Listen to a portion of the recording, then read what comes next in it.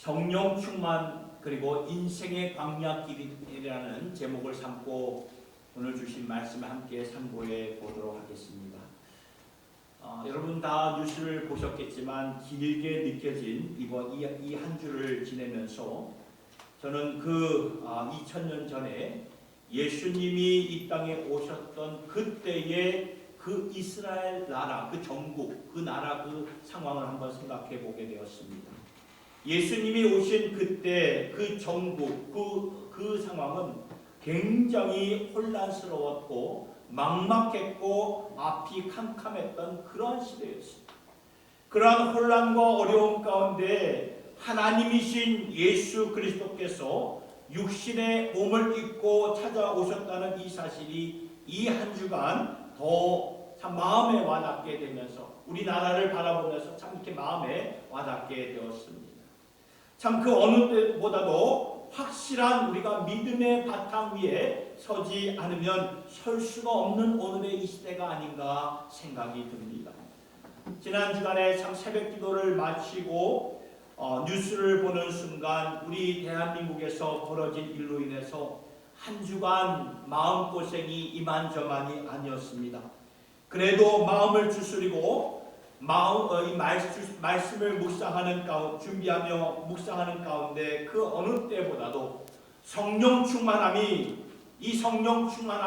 그냥 지나가는 말이 아니라 또 우리가 예수 믿고 성령 충만하세요 서로에게 인사하는 그 정도의 말이 아니라 진짜로 정말 진실로 우리가 갈급하게 확실하게 성령 충만함을 구하며 살아야 할 때구나라는 것을 깊이 새겨보았던 그러한 시간이었습니다. 어려운 때, 불확실할 때에, 혼란한 이때에 가짜와 진짜가 섞여가지고 무엇이 진실이고 무엇이 거짓인지 참 분별하기 어려운 그러한 시대에 우리가 살고 있는데 그렇기 때문에 오늘 우리가 처한 그러한 각자의 영역에서 삶의 영역에서 성령 충만함으로 우리가 서지 않으면 설 수가 없는 오늘의 현주소가 아닌가 생각이 듭니다. 급변하는 이러한 세상의 파도를 우리가 성령 충만하지 않고서 어떻게 감당할 수 있겠습니까? 그래서 이번에 성령 충만한 예수님에 대한 말씀을 전하는 것은 그저 금년의 표어인 오직 성령의 능력으로 이 표어에 맞추어서 전하는 말씀이 아니라 오늘날 내가 사느냐 죽느냐, 오늘 내가 예수 안에 제대로 서느냐 그렇지 못하느냐, 그러한 긴박함을 가지고 그러한 중심을 가지고 말씀을 듣고 성령을 간절히 사모하는 그러한 저와 여러분 모두가 될 수 있기를 예수님의 이름으로 축복합니다. 아멘. 저는 본문 말씀을 준비하면서 이러한 기대와 소망을 가져봅니다. 먼저는 우리 모두가 성령 충만한 것에 대해 편파적으로 생각했다던가 아니면 오해하고 있었던 이 성령 충만에 대해서 오해했던 것이 좀 정리가 되었으면 좋겠어요. 왜냐하면 예수님은 우리의 삶의 모든 면에서 이렇게 본이 되시고 모델이 되시고 표준이 되시는데 그래서 예수님의 성령 충만한 삶이 바로 저런 모습이구나 했을 때 그쪽에다가 우리가 시선을 맞추고 살아야 됩니다. 그래서 오늘 주신 이 말씀을 통해 우리의 모습이 이 하나님의 말씀을 통해서 잘 정리가 되었으면 좋겠습니다. 여러분 우리 모두가 품어야 할 소망은 무엇을 하는 것보다도 어떠한 사람이 되어야 하는 것이 참 중요해요. 성령 충만은 우리가 무엇을 해가지고 성령 충만을 얻어내는 것이 아니라 하나님께서 부어주시는 성령에 우리가 이끌림을 받아서 어떠한 사람으로 사는가 이것이 굉장히 중요하다는 것입니다. 우리는 무엇을 하느냐에 굉장히 익숙해져 있는데 어떠한 사람이 되어야 되는가 여기에 초점을 맞추면서 우리 인생길을 걸어가야 된다는 것입니다. 그리고 또 하나는 아까 말씀대로 이번 기회에 우리가 성령 안에서 스스로 서지 않으면 오늘의 세상에서 벌어지고 있는 여러 가지 전혀 예측할 수 없는 그러한 거친 파도에 우리가 휩쓸려서 갈 수밖에 없어요. 오늘의 세상 점점 더 혼란해질 수밖에 없는 그런 세상입니다. 이럴 때 우리가 제대로 설 수 있고 굳건하게 설 수 있는 그러한 주님의 백성들, 주님의 교회가 될 수 있기를 예수님의 이름으로 축복합니다. 아멘. 오늘 말씀은 지난주일에 예수님이 세례 요한에게 물 세례를 받으셨습니다. 받으시면서 성령이 예수에게 비둘기처럼 임하였다는 그 사건을 우리가 보았는데, 오늘 말씀은 그 말씀과 연결이 되는 그 말씀이 됩니다. 그때 성령 충만함으로 돌아오신 예수를, 오늘 말씀을 보니까 이 성령께서 예수를 광야로 몰아내셨다, 광야로 몰아내셨다고 말씀을 합니다. 오늘 마가복음 1장 12절의 말씀을 보니까 성령이 곧 예수를 광야로 몰아내신지라, 드라이빙 아웃 하셨다. 몰아낸다 이 말이 여러분 굉장히 긴박한 그런 의미로 들려지지 않습니까? 몰아낸다. 조금도 늦추지 않고, 이걸 자동차로 표현한다면 우리가 가속 페달을 엑셀을 밟는데 이거를 조금도 그 엑셀 페달에서 발을 내지 않고 계속 밟는 거예요. 그것처럼 성령께서 그러한 긴박감이 담긴 그러한 표현으로 예수를 곧바로 광야로 몰아내셨다. 그래서 오늘 우리가 예수님이 성령 충만하셨던 때에 일어난 일들을 좀 주목하고 싶은 것입니다. 그러면 성령님이 왜 예수님을 광야로 이렇게 몰아내셨을까요? 복음서의 마태, 마가, 누가 복음을 보면 예수님 광야로 가신 일들을 이렇게 설명하고 있습니다. 이 마태복음 어카운트, 마태복음의 말씀을 보면 4장 1절을 보니까 그때 예수께서 성령에게 이끌려 마귀에게 시험을 받아. 그리고 누가복음 어카운트에서는 누가복음 4장 1절과 2절을 보면 예수께서 성령의 충만을 입어 요단강에서 돌아오사 광야에서 40일 동안 성령에게 이끌리시며 마귀에게 시험을 받으시다. 오늘 우리가 본 마가복음 어카운트에서는 1장 13절에 광야에서 40일을 계셔서 사단에게 시험을 받으시며 들짐승과 함께 계시니 천사들이 수종을 들다. 여러분, 오늘 우리가 이 한결같이 복음서는 하나같이 왜 예수님이 곧바로 성령에 이끌려서 광야로 가셨는가에 대해서 분명한 목적이 있다고 말씀을 하시는데, 그것은 하나같이 답이 나왔죠. 왜 가셨는가? 마귀에게, 사단에게 시험을 받으시려고 광야로 가시려고 합니다. 그렇다면 이 말씀이 오늘 우리에게 주시는 메시지가 무엇입니까? 예수님이 우리의 삶의 표준과 롤 모델이 되신다면 이러한 예수님의 과정이 또한 우리의 삶의 과정인데, 그러면 이러한 사건이 우리에게 주시는 메시지가 무엇입니까? 어떤 의미를 가지고 오늘 우리에게 주시는 그런 메시지가 됩니까? 그러한 관점에서 주신 말씀을 생각해 보고자 하는 것입니다. 첫째로 예수님이 성령에게 이끌려서 광야로 가셔서 마귀에게 시험을 받으신 것은 바로 이거예요. 이것은 모순이 아니라는 거예요. 이것은 모순이 아니에요. 굉장히 중요한 말씀입니다. 그러니까 성령 충만한 가운데서 인생의 광야길로 내몰아쳤다, 모순이 아니라는 그 말씀입니다. 모순이라는 뜻이 무엇입니까? 사전을 찾아보니까 이렇게 나와 있어요. 어떤 사실의 앞뒤나 또는 두 사실이 이치상 어긋나서 서로 맞지 않는 것을 가리켜서 모순이라고 말하는데, 예수님이 성령 충만한 가운데 어떻게 이 마귀에게 시험받는 자리로 이렇게 가실 수가 있었는가? 모순이 아니라는 거예요. 그러나 이러한 상황들이 똑같이 오늘 저와 여러분들에게 주어진다면, 예수님이 당했던 그 사건 오늘 우리에게 주어진다면, 내가 성령 충만한 삶을 살고 있는데 이렇게 시험받는 자리로, 마귀에게 시험받는 자리로 내려간다면 우리는 다르게 생각한다는 거예요. 어떻게 생각합니까? 내가 뭘 잘못했기에 그런가? 내가 하나님의 눈에 뭔가 잘못이 되었구나. 하나님의 축복이 왜 지금은 나와 함께 하지 않는 것인가? 보통 우리가 이렇게 생각할 때가 많은데 아니라는 거예요. 아니에요. 왜냐하면 예수님의 지금 삶을 보니까 아니라는 것이 증명이 되고 있지 않습니까? 예수님이 성령 충만하셨을 때에 하나님 아버지께서는 세상 사람들이 많은 사람들이 듣는 자리 가운데 이는 내 사랑하는 아들이다. 내가 가장 기뻐하는 자리라. 너희들 그의 음성을 들어야 된다. 예수님이 지상 사역을 공식적으로 하는 이때에 성령께서는 그 예수님을 광야로 내몰아쳐서 사단에게 시험을 받게 하셨던 것이죠.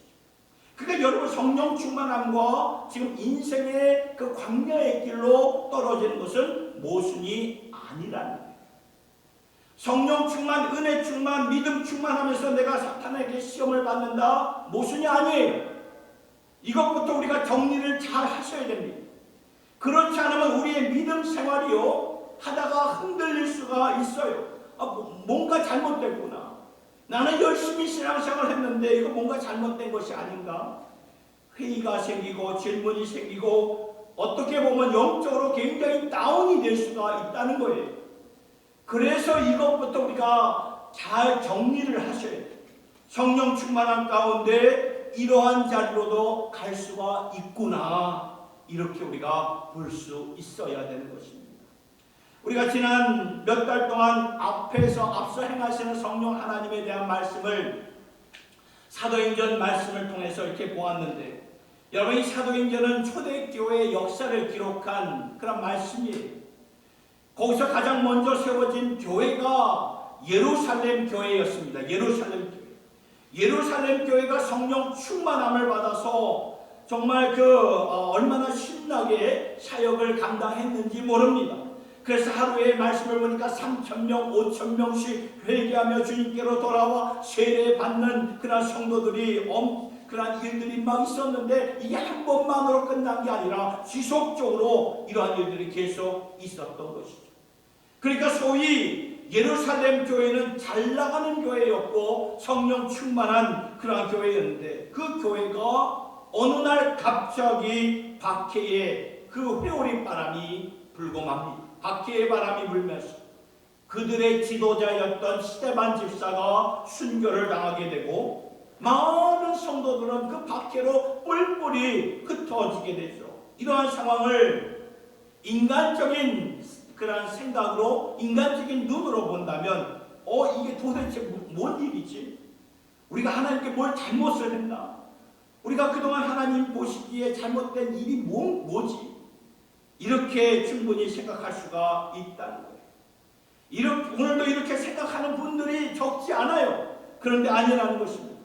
아니에요. 예수님의 경우에도 보았고 이 초대교회도 그랬고 가장 성령 충만했을 때 하나님은 예수님을 그리고 초대교회를 예루살렘 교회를 인생의 광야길로 내몰아 버리셨다는 것입니다.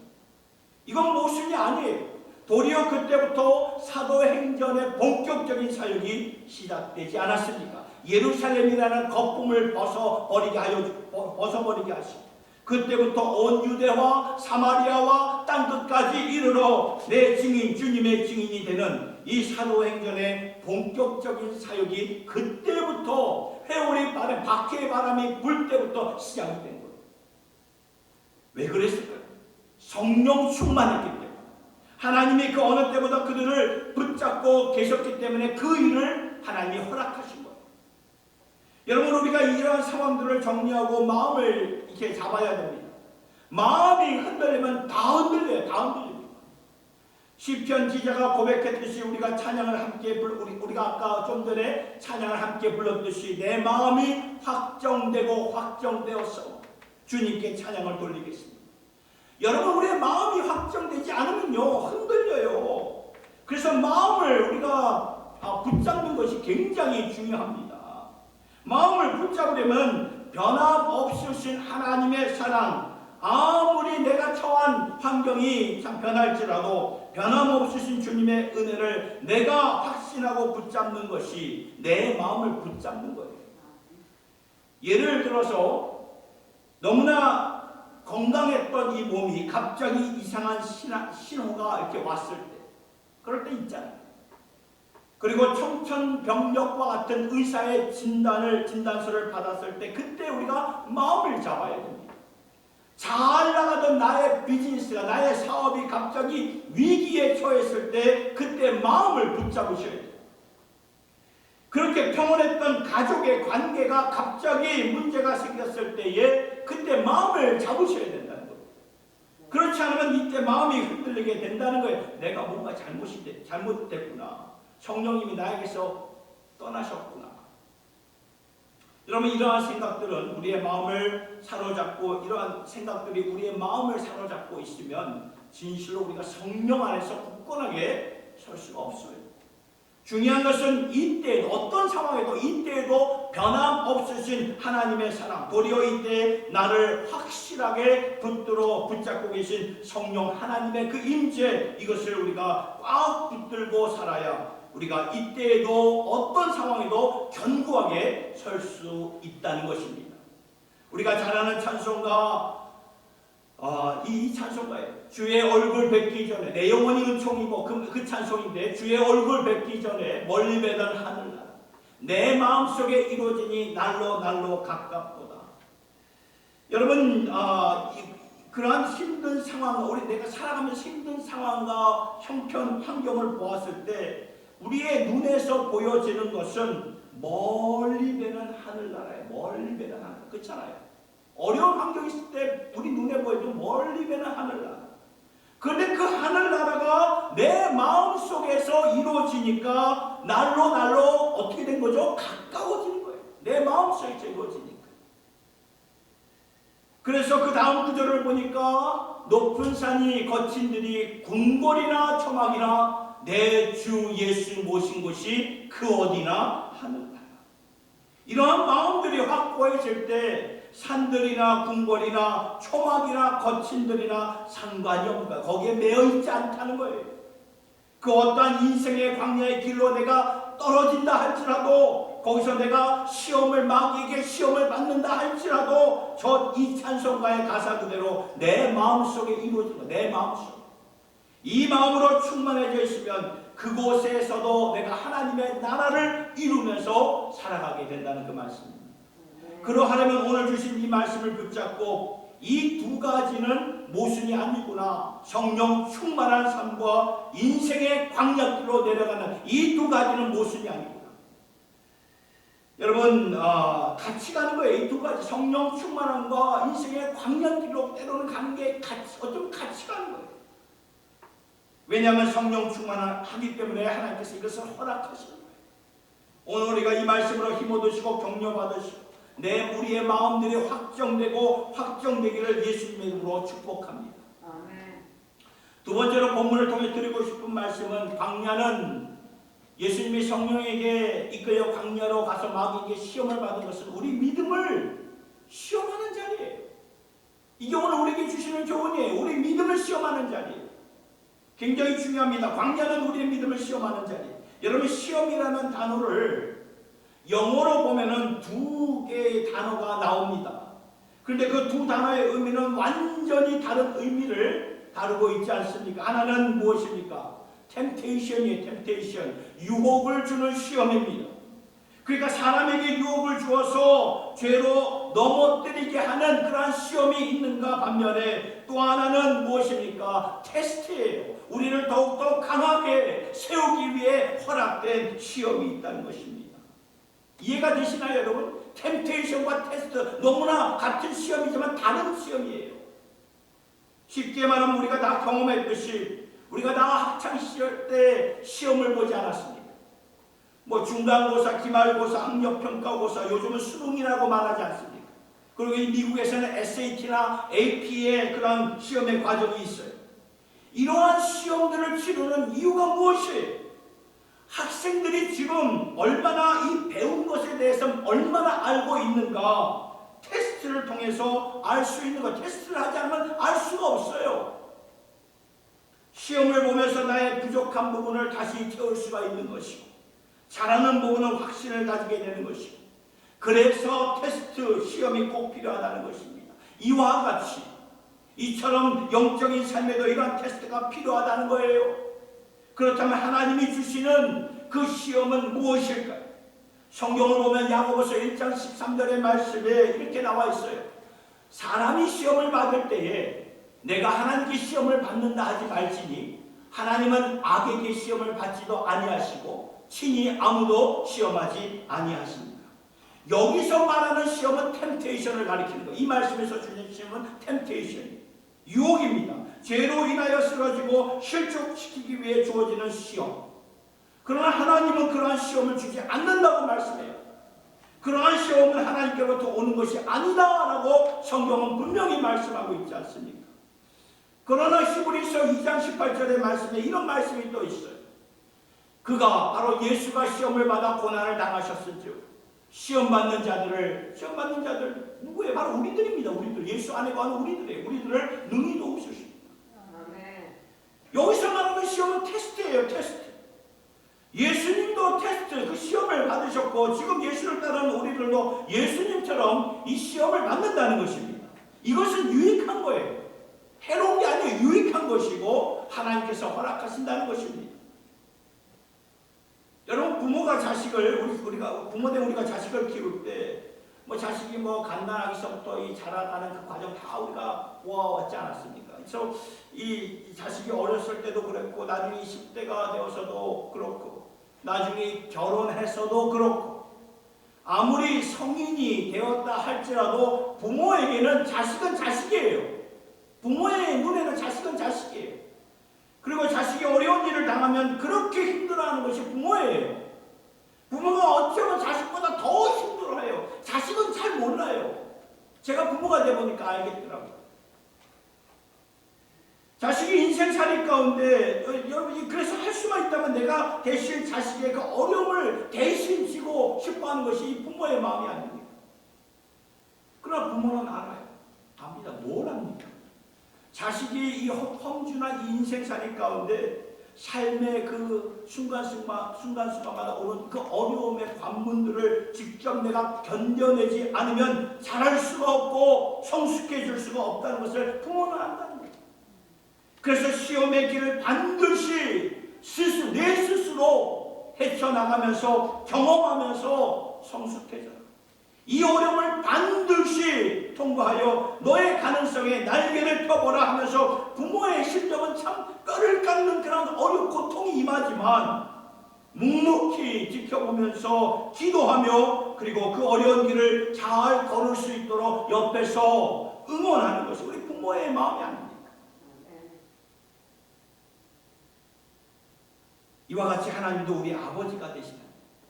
하나님도 우리 아버지가 되시다. 그러하시다는 거예요. 여러분, 우리가 광야로 떨어져서 광야로 들어가서 시험 받는 거 누가 좋아해요? 저도 그런 거 싫어합니다.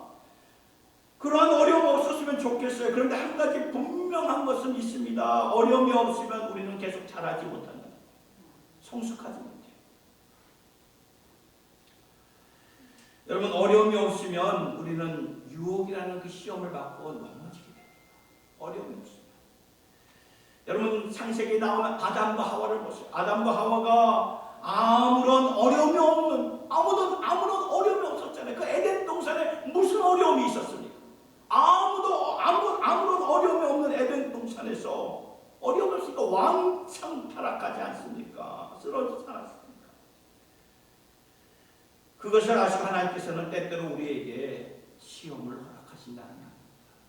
시험, 이 테스트를 허락하셔서 우리로 하여금 하나님께서 우리에게 허락하신 그 모든 영적인 가능성을 펼쳐내고 살 수 있도록 지켜보시고 지금도 응원하시고 정 안 되겠다면 주님 도와주세요. 주의 날개 아래 품어주시고 감당할 수 있는 시험을 허락하신다는 거예요. 그래서 내가 받는 이 광야의 자리에 어떻게 내가 여기에 들어오게 되었지 이렇게 생각하지 마시라는 거예요. 이게 이상한 것이 아니고 하나님이 우리를 위해서, 교회를 위해서, 또 세상을 위해서 허락하신 것이라는 것을 꼭 기억하십니다. 여러분, 이스라엘 백성들을 잘 보세요. 그들을 하나님께서 그냥 약속의 땅으로 직접 다이렉트리 이렇게 보내주시지 인도하지 않고 40년이라는 광야 생활을 통해서 인도하신 것을 우리가 늘 이렇게 들어왔고 말씀을 통해서 우리가 보지 않았습니다. 40년이에요. 모세도 40년 동안. 이 40년이 얼마나 긴 세월입니까? 그런데 이 40년을 지나야 그들이 이 백성들이 제사장 나라가 되고 거룩한 백성이 된다는 것을 하나님이 아셨어요. 40년의 훈련 없이 그냥 약속의 땅으로 간다면 그냥 망하는 거예요. 안 그래도 이 적과 꿀이 흐르는 가나안 땅에 이방 민족들이 이미 정착해 있는 상황 가운데 있기 때문에 만약 곧바로 그들이 거기로 가나안 땅으로 약속의 땅으로 갔다면은 완전히 망가지고 무너지는 거예요. 하나님이 아시고 그래서 당신의 뜻을 펼치신 거예요. 훈련의 과정을 40년 동안 펼치신 거라는 거예요. 여러분, 이 악기를 판매하는 곳에 가면은 이 저가의 아주 싼 악기부터 해서 고가의 악기부터 이렇게 다 이렇게 진열되어 있는 것을 보게 됩니다. 이 아주 비싼 악기들을 보면 그 악기들이 나무를 이렇게 가지고 만들지 않습니까? 그 악기들이 비싼 악기들이 어떻게 만들어지는가 보니까 산 높은 곳에서 자란 그런 나무를 가지고 만든다고 합니다. 다르다는 거예요. 그런 혹독한 환경에서 자란 나무는요, 품질이, 퀄리티가 다르다는 것이죠. 사람들에게 감동을 줄 수 있는 사운드가 바로 그러한 나무에서 나오는 것입니다. 어느 목사님이 코로나 때에 그 팬데믹 때에 수능을 앞둔 수험생들에게 이런 말을 했다고 합니다. 하필이면 이 수험생들이 하필이면 왜 우리 때에 이러한 상황이 주어지는가? 왜냐하면 그때 한국의 그 수험생들, 코로나 때 임한 수험생들을 보면 상반기에 계속 등교가 미뤄지고 온라인으로 수업을 듣고 여름이 지나고 가을이 지나도 계속 일정은 바뀌고 수능 날짜도 바뀌고 그렇다고 해서 뭐 독서실에 갈 수도 없고 그냥 집에 처박혀 있어야 되니까 부모도 초긴장, 자녀들도 초긴장. 그러니 수험생들이 원망 섞인 말로 할 수 있지만 목사님이 뭐라고 말씀하셨냐면 너희들 생각을 바꿔서 이때에 이러한 어려움이 우리에게 주어졌구나. 그러면 내가 주님의 나무가 되어서 도리어 세상에 감동을 줄 수 있는 그러한 소리가 되어야 되겠구나. 이렇게 생각하면서 지금의 오늘의 어려움들을 잘 극복하라고 말했다고 합니다. 그렇죠. 인생은 해석의 해석. 우리는 항상 이렇게 긍정적이고 비전의 마음을 품고 우리의 인생을 해석하면서 살아가야 된다는 거예요. 그 이유는 왜 그럴까요? 하나님이 우리와 함께 하시기 때문에 그래요. 내게 능력 주시는 자 안에서 내가 모든 것을 할 수 있기 때문에 그렇다는 거예요. 상황이 이렇게 되었다고 해서 우리를 이렇게 내쳐버리시는 분이 아니라 도리어 아버지로서 더 확실한 계획을 가지고 우리에게 허락하시는 광야의 삶이 있다는 것을 기억하십니다. 성경을 보면 광야는 거룩한 의미에서 허락된 것입니다.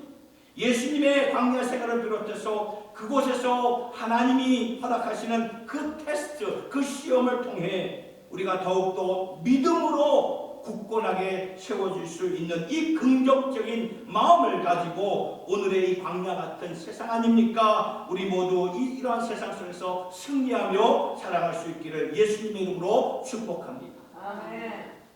한 가지만 더 보도록 하겠습니다. 예수님이 성령에게 이끌려 광야로서 마귀에게 시험을 받은 것은 새로운 은혜를 부어주실 것이기 때문에 이러한 일을 행하셨던 거예요. 새로운 은혜. 예수님의 삶이 그러했다면 우리의 삶도 그러하다는 거예요. 우리도 예수님을 따라 광야로 들어간다는 것은 그곳에서 새로운 은혜를 부어주신다 그 말씀이에요. 반드시 부어주십니다. 반드시. 전에 몰랐던 새 은혜를 부어주십니다. 영어로 말하면 fresh anointing이에요. fresh anointing.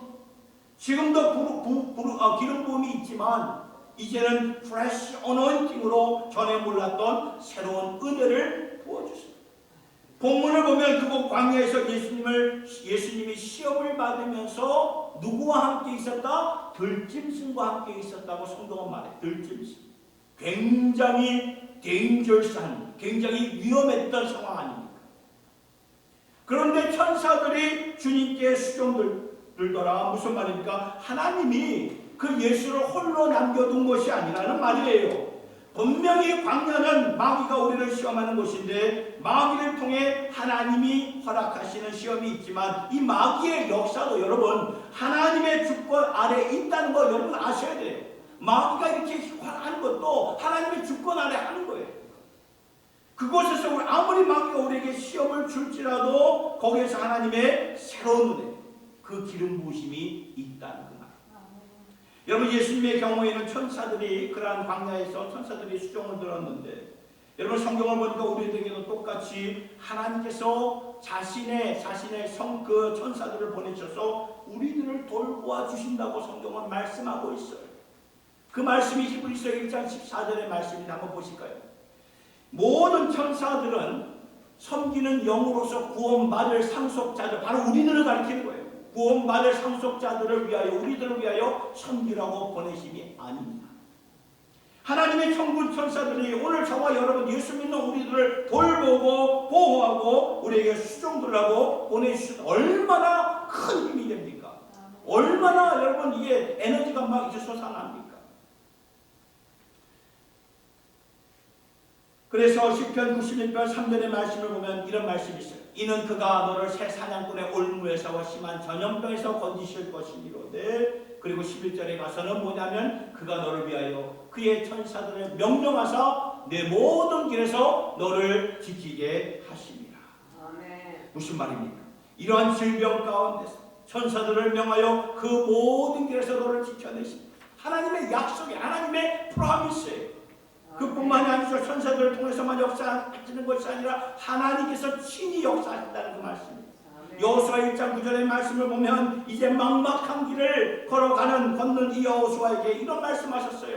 같이 한번 외쳐볼까요? 시작. 내가 내게 명령한 것이 아니냐. 강하고 담대하라. 두려워하지 말며 놀라지 말라. 내가 어디로 가든지 내 하나님 여호와가 너와 함께 하느니라 하시니라. 아멘. 히브리서 13장 5절 6절을 보면 이런 말씀이 있어요. 그가 친히 말씀하시기를 내가 결코 너희를 버리지 아니하고 너희를 떠나지 아니하리라 하셨느니라. 그러므로 우리가 담대히 말하되 주는 나를 돕는 이시니 내가 무서워하지 아니하겠노라. 사람이 내게 어찌하리요 하니라. 사람을 염려하지 않는다. 사람의 눈치를 보지 않는다는 말이죠. 하나님이 나와 함께하는데 그게 아무것도 아니라는 거예요. 아멘.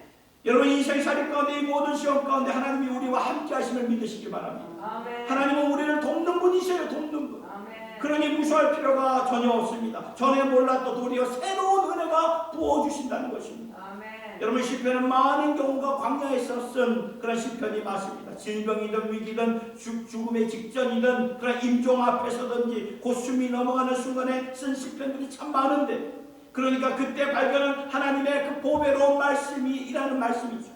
그때가 아니었더라면 절대로 알 수 없는 것들을 발견하고 누리게 된 말씀이 시편 기자들의 고백인데, 이것이 오늘 우리의 고백이 될 수 있기를 예수님의 이름으로 축복합니다. 아멘. 모든 환경 가운데, 아니 어려운 환경 가운데 하나님이 오늘도 당신의 주권 가운데 허락하신 인생의 광야 가운데서 우리가 찾을 수 있는 새로운 보배, 새로운 은혜가 분명히 있는 줄로 믿으시길 바랍니다. 아멘. 그래서 성경은 뭐 하십니까? 구하라, 찾으라, 문을 두드리라, 주실 것이다, 응답하실 것이다, 문을 열어주실 것이다 약속을 하고 있지 않습니다. 아멘. 특별히 오늘 누가복음 버전에서는 구하라, 찾으라, 두드리라, 그러면 하나님께서 성령을 부어주시라 그렇게 말씀합니다. 성령 충만함을 주시라. 오늘도 여러분들이 있는 그 자리에서 어디에 있든지 더욱더 성령 충만함을 받아서 거뜬히 어떠한 상황 속에서도 내가 찬양하며 찬송하며 어떠한 그런 형편 속일지라도 감당할 수 있도록 인도하시는 우리 하나님 아버지를 온전히 붙잡으셔서 믿음으로 반응하며 나아가는 그런 주님의 권속들이 될 수 있기를 예수님의 이름으로 축원합니다. 아멘. 우리 이 시간에 어려운 일 당할 때 우리의 믿음이, 우리의 힘이 되는 찬송 하나님 앞에 올려드리면서 주신 말씀을 기억하면서 우리 불러보도록, 이 찬양을 불러보도록 하겠습니다.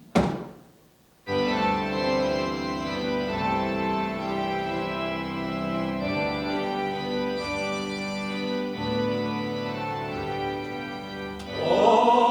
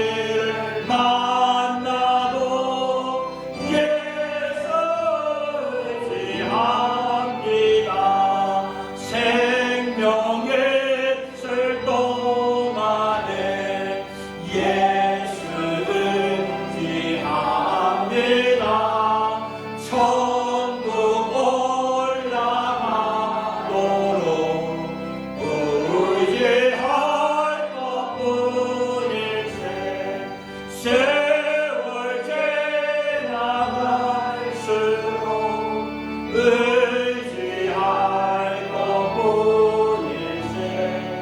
아무 일을 만나도 예수 의지합니다.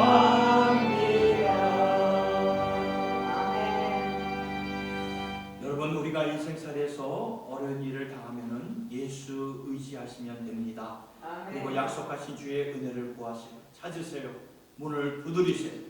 응답하신다, 주신다, 약속하십니다. 기도하겠습니다. 하나님 아버지, 고달픈 인생길을 걸어가는 우리 성도님들을 위해서 기도합니다.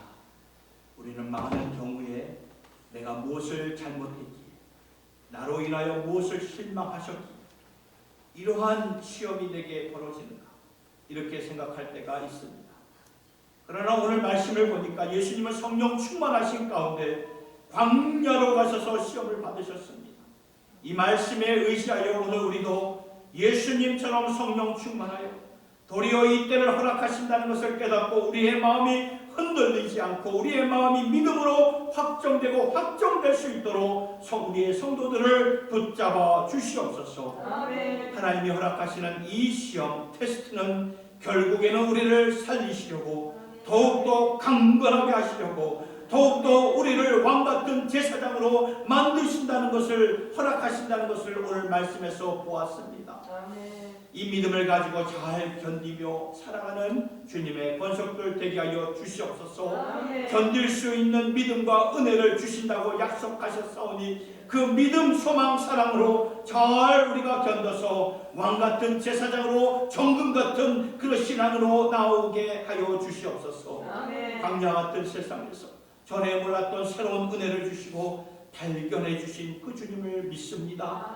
그 은혜를 오늘도 찾게 하여 주시옵소서. 우리는 구합니다. 우리는 찾습니다. 우리는 문을 두드립니다. 주님, 그 은혜를 허락하여 주셔서 감당할 수 있는 은혜의 능력을 허락하여 주셔서 능히 감당하게 하여 주시고 능히 이기게 하여 주시고 굳건하게 서서 하나님을 찬송하며 찬양할 수 있는 저희들 모두가 되게 하여 주시옵소서. 우리 성도님들 한 분 한 분을 주님의 손에 맡겨드리오며 성령님의 능력으로 예수의 이름으로 세움받기를 원할 때 존귀하신 우리 주 예수님의 이름으로 기도드리옵나이다. 아멘.